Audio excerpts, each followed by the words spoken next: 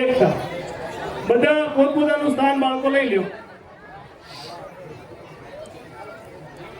એક સુંદર બગીચામાં ઘણા ફૂલો રહેતા. તેઓ એક દિવસ ગધેડોના